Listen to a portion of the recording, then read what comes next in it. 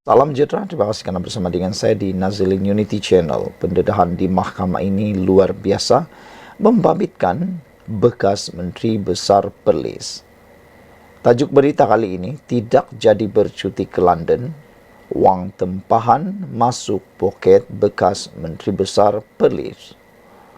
Mahkamah Session di sini hari ini diberitahu sejumlah RM222.811.95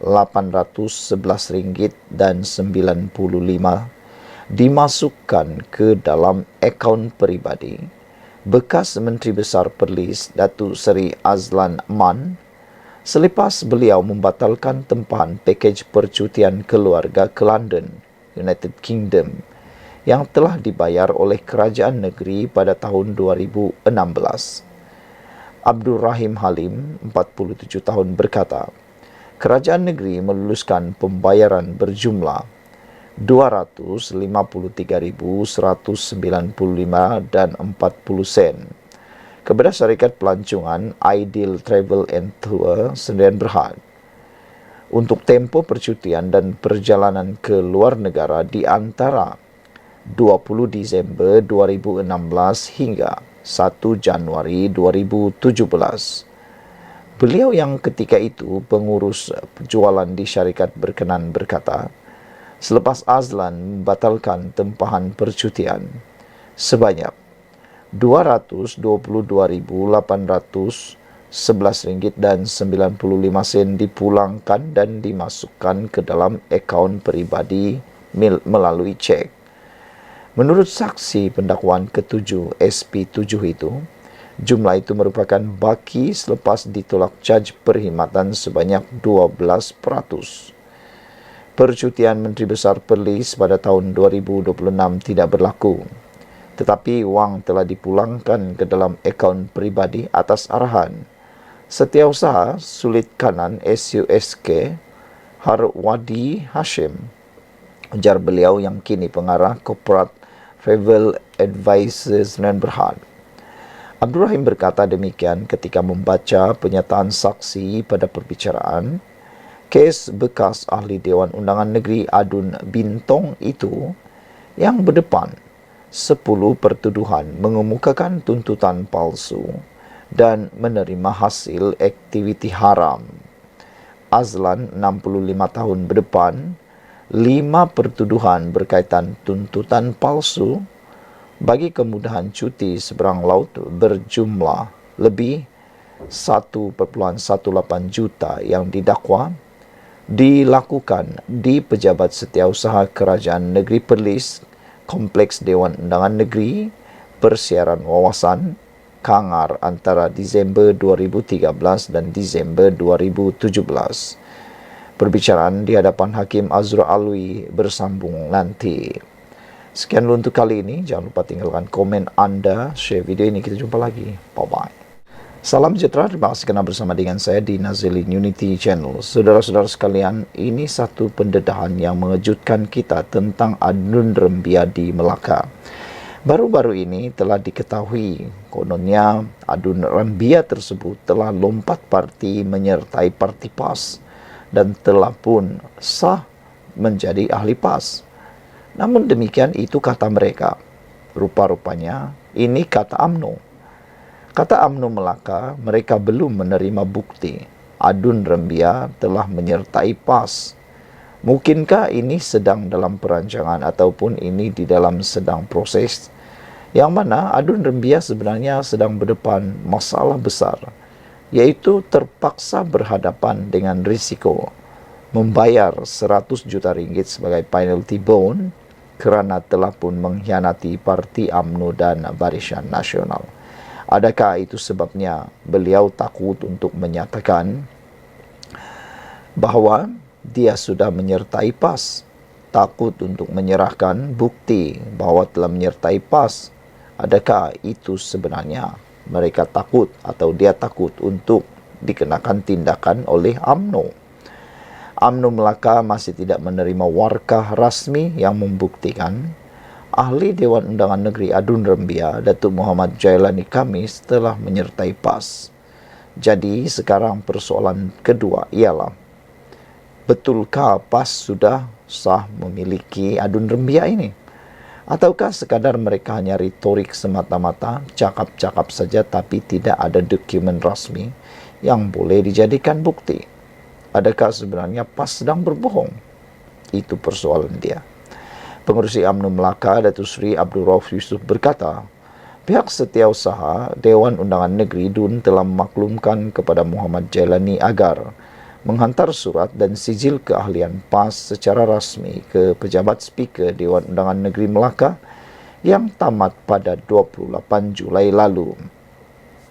Kita memerlukan satu bukti yang menunjukkan bahawa beliau telah menjadi ahli PAS sejak sekian lama. Dengan itu baru boleh ambil langkah untuk menilai sama ada kebenaran beliau sebagai ahli parti berkenan. Dengan tidak ada pengesahan ini, kita akan tunggu sehingga satu keputusan akan dibuat, katanya ketika sidang akbar di PWTC. Pada 16 Julai lalu, Setiausaha Agung PAS Datuk Seri Taqiyuddin Hassan telah pun mengumumkan bahawa Muhammad Jailani telah menyertai parti itu secara rasmi. Menurut Taqiyuddin, keahlian Muhammad Jailani yang juga wakil rakyat UMNO itu diterima pada 10 Jun tahun lalu. Taqiyuddin yang juga Timbalan Setiausaha Agung Perikatan Nasional PN menjelaskan, keputusan Muhammad Jailani yang digantung keahlian UMNO selama 6 tahun itu tidak dianggap sebagai lompat parti kerana pindaan rang Undang-Undang Perlembagaan Negeri Melaka pindaan tahun 2023 berkaitan lompat parti diluluskan pada 31 Julai 2023. Mengulas lanjut, Abdul Rauf memaklumkan pihaknya akan menunggu Muhammad Jailani menjawab soalan berkenan sehingga persidangan Dewan Undangan Negeri pada November depan. Kita pun telah menghantar surat kepada pihak PAS, kata beliau. Tidak salah saya untuk meminta pengesahan keahlian. Sepatutnya kita tidak perlu menghantar surat memandangkan dia yang mengisytiharkan keluar parti. Tetapi dia tidak membuktikan dengan surat-surat yang mengesahkan bahawa dia telah menjadi ahli PAS sejak tahun 2023, ujarnya lagi. Sekian untuk kali ini. Jangan lupa tinggalkan komen Anda. Salam sejahtera, terima kasih kerana bersama dengan saya di Nazlin Unity Channel. Isu tentang 10 ahli parlimen daripada Barisan Nasional yang kononnya telah menandatangani akuan bersumpah dengan Muhyiddin Yassin, yang mana Muhyiddin kata dia ada 115 sokongan SD untuk menjadi Perdana Menteri yang ke-10, kini menjadi bualan. Persoalannya kini ialah bila mereka akan tampilkan diri. Kini dimohon supaya 10 ahli parlimen dalam senarai ini tampilkan diri. Tampilkanlah diri, wahai 10 MPBN. Di sebalik Muhyiddin Yassin kekal mendakwa beliau mempunyai 115 sokongan ahli parlimen selepas PRU 15 lalu, sehingga didakwa layak untuk mengangkat sumpah, malah telah menyerahkan segala dokumen berkaitan kepada pihak polis semalam. Perkara itu sebaliknya disanggah oleh Presiden UMNO merangkap pengerusi BN Ahmad Zahid Hamidi. Menurut Zahid Hamidi yang juga Timbalan Perdana Menteri, Muhyiddin sebenarnya memiliki 105 sokongan ahli parlimen saja, bukan 115.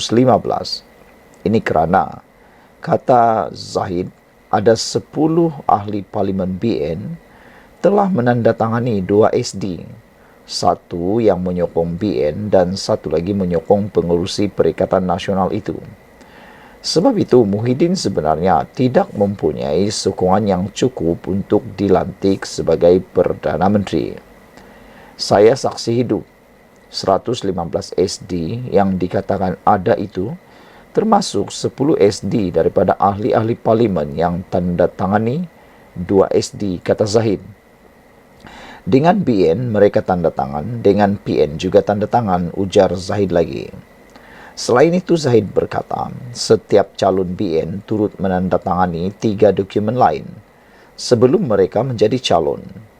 Semua dokumen ditandatangani, dirakam dengan video dan dibuat di depan Pesuruhjaya Sumpah serta 3 saksi. Dengan itu, saudara-saudara sekalian, 3 peguam serta 3 saksi peguam, antaranya jika mereka keluar atau menyokong pihak lain, mereka mesti bayar penalti sebanyak 100 juta ringgit. 2 dokumen lagi yang ditandatangani ialah memberi kuasa sepenuhnya kepada pengerusi BN untuk membentuk kerajaan dan mewujudkan kerajaan campuran atau sebarang tindakan ke arah pembentukan kerajaan. Dokumen ketiga ialah setuju bahawa kerusi yang ditandangi calon BN adalah kepunyaan parti bukan kepunyaan individu, tegasnya. Dalam hal ini, yang menarik untuk diketahui oleh seluruh rakyat Malaysia sekarang ialah siapakah 10 ahli parlimen BN berkenan? Kenapa mereka menandatangani 2 SD? Antara 2 SD itu, yang mana ditandatangani dengan ikhlas dan yang mana pula tanpa kerelaan. Oleh itu, dimohon supaya tampillah wahai 10 ahli parlimen BN berkaitan untuk menjelaskan segala kekusutan dan kekeliruan seluruh rakyat Malaysia ini sekarang. Janganlah berdiam diri dan mendekam sunyi seolah-olah dalam isu yang timbul sekarang mereka tiada apa-apa kaitan. Hakikatnya kerana tindakan mereka menandatangani 2 SD itulah yang menjadi punca berlakunya kekecohan yang tak sudah-sudah sampai sekarang. Jika daripada awal mereka tidak menandatangani SD menyokong Muhyiddin, terutama kerana menyedari ada 3 dokumen perjanjian telah ditandatangani terhadap parti, sudah pasti pengerusi BN tidak mengomel tak puas hati mengapa tidak dijemput ke Istana Negara untuk mengangkat sumpah sampai sekarang, dan tidak perlulah juga sampai pihak polis perlu menjalankan siasatan. Dengan ini sekali lagi ditekankan, tampilkanlah diri wahai 10 ahli parlimen. Sekian dulu, jangan lupa tinggalkan komen anda. Salam sejahtera. Terima kasih kerana bersama dengan saya di Nazilin Unity Channel.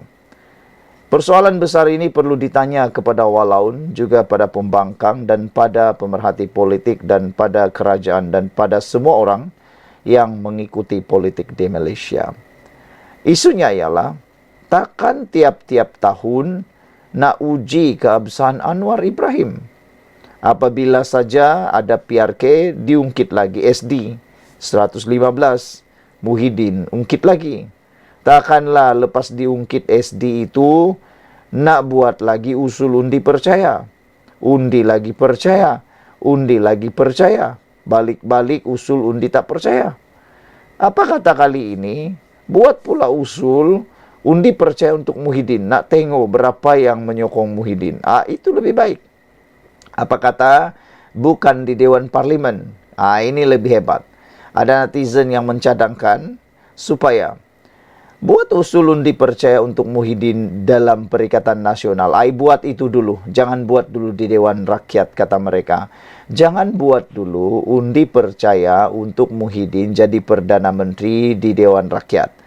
Buat dulu undi percaya di Perikatan Nasional, nak tengok sejauh mana Muhyiddin masih disokong sebagai pengerusi Perikatan Nasional. Itu yang pertama netizen nak mahu Muhyiddin buat. Jangan dulu ungkit tentang SD di Parlimen nak jadi Perdana Menteri atau sebagainya. Lihat dulu berapa sokongan yang Muhyiddin dapat dalam Perikatan Nasional. Berapa yang masih menyokong beliau sebagai pengerusi Perikatan Nasional. Sudah lulus yang itu, undi satu lagi. Sebelum pergi Dewan Rakyat, undi satu lagi, yaitu Presiden Parti Bersatu. Menurut Puan Zarkasi baru-baru ini, beliau mencadangkan sudah waktunya Hamzah Zainuddin mohon ataupun mencadangkan, menggesa supaya Muhyiddin Yassin berundur daripada jawatannya sebagai Presiden Parti Bersatu. Kata Puan Zarkasi, sudah tiba waktunya untuk Muhyiddin Yassin digesa untuk meninggalkan jawatan presiden itu. Itu sebabnya ada netizen kata, itulah Sebelum nak pertikai tentang SD 115 dan mahu bercita-cita nafsunya nak menjadi Perdana Menteri lagi, lebih baik buat dulu undi percaya atau undi tidak percaya dalam Perikatan Nasional. Itu yang pertama.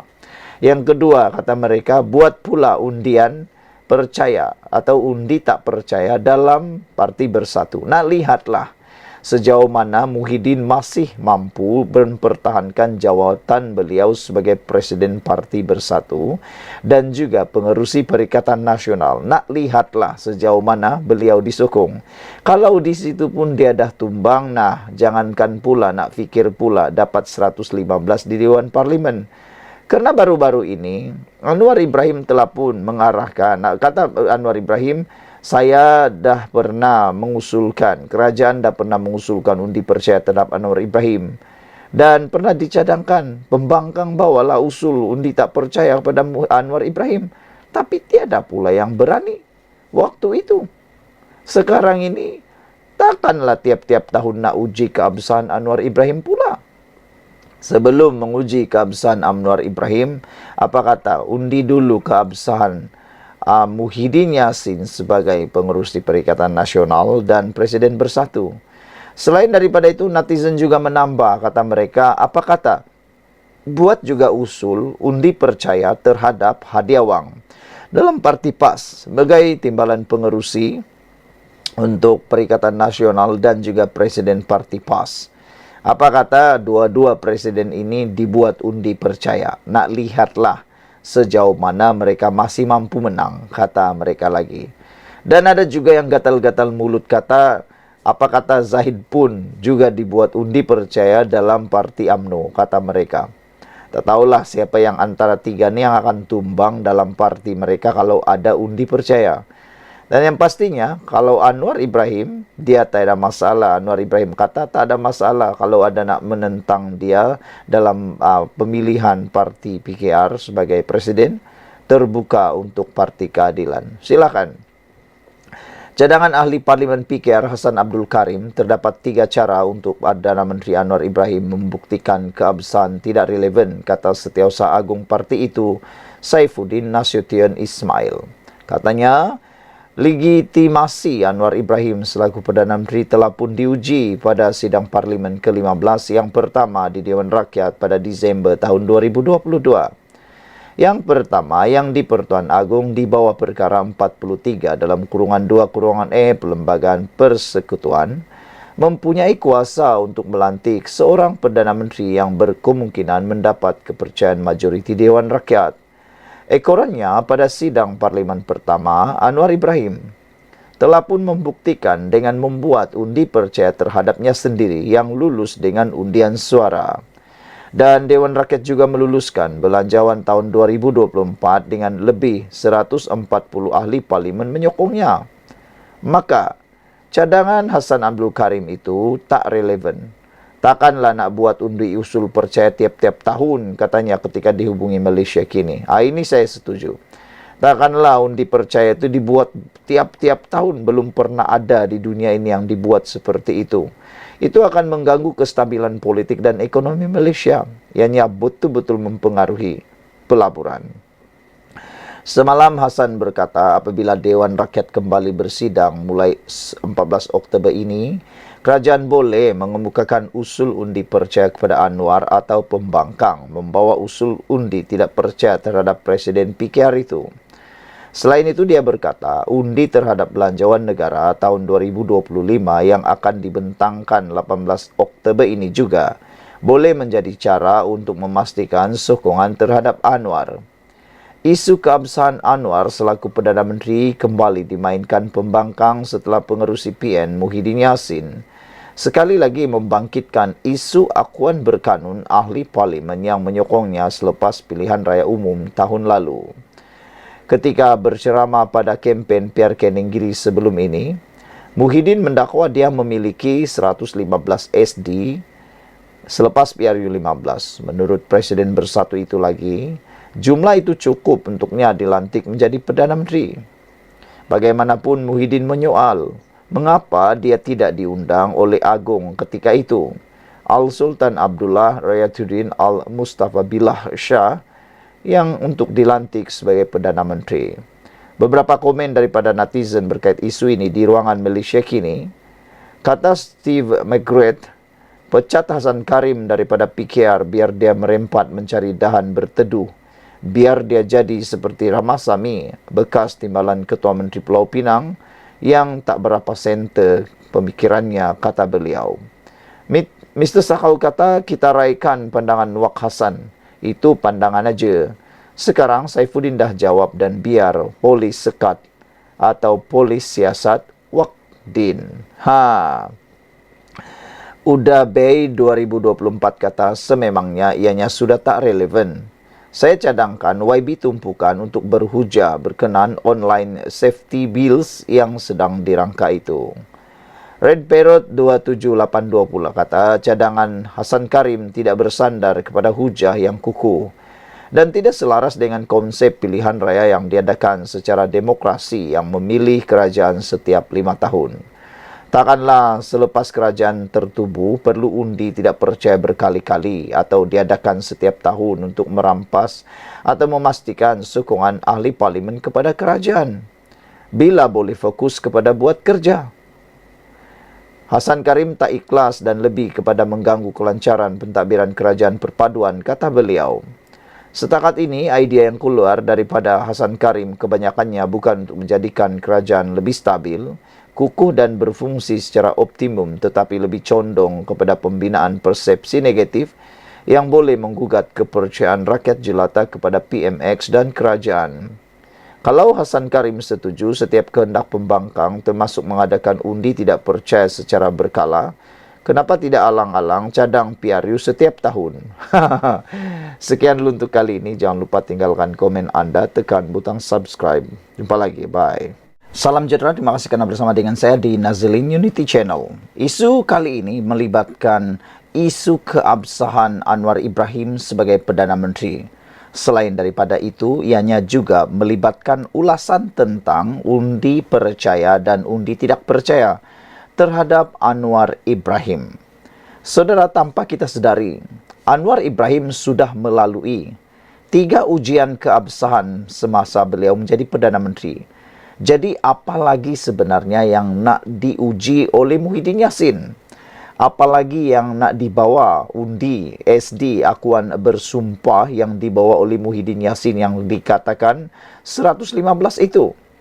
Sedangkan apa yang dikatakan oleh Muhyiddin itu belum pun dibuktikan secara sah dan muktamad. Kalau berani dedahkan nama-namanya semua.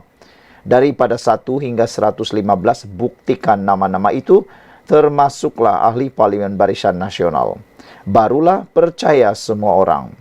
Namun demikian sehingga ke hari ini masih tidak ada satu nama pun yang diberitahu daripada Barisan Nasional UMNO.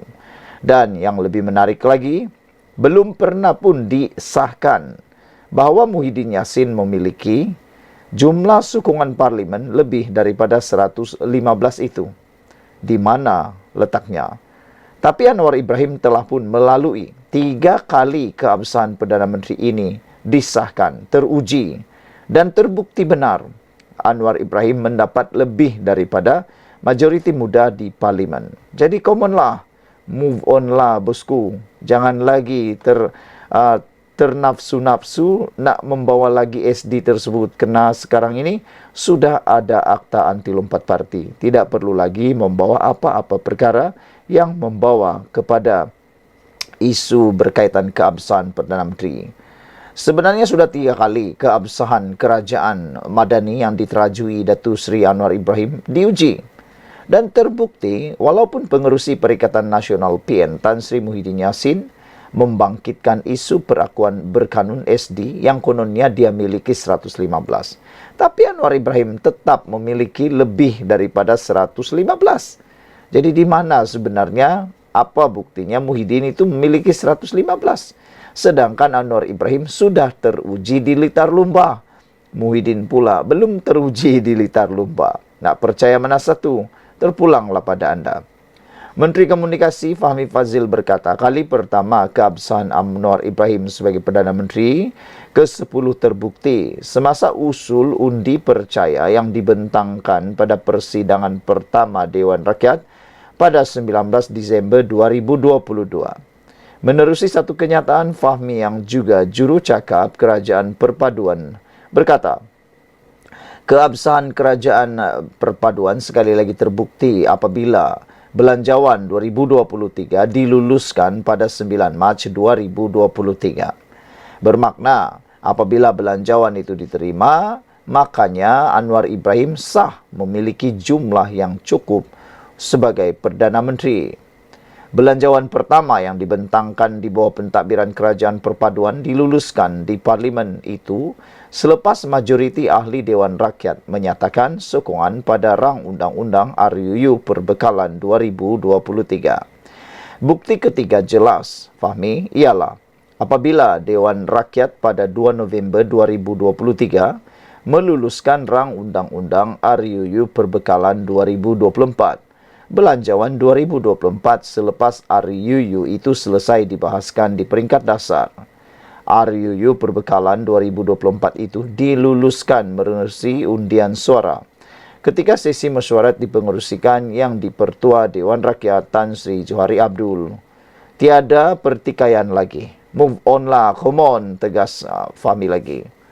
Sebelum ini, Mahyadin atau Muhyiddin telah membuat kesekian kalinya membangkitkan sekali lagi isu SD, walaupun Anwar telah membuktikan sokongan terhadapnya di Dewan Rakyat. Semasa kempen PRK Nenggiri beberapa hari yang lepas, Muhyiddin mendakwa dia memiliki 115 SD selepas PRU 15. Dan dakwanya, jumlah itu cukup untuknya melantik atau dilantik, maafkan saya, menjadi Perdana Menteri.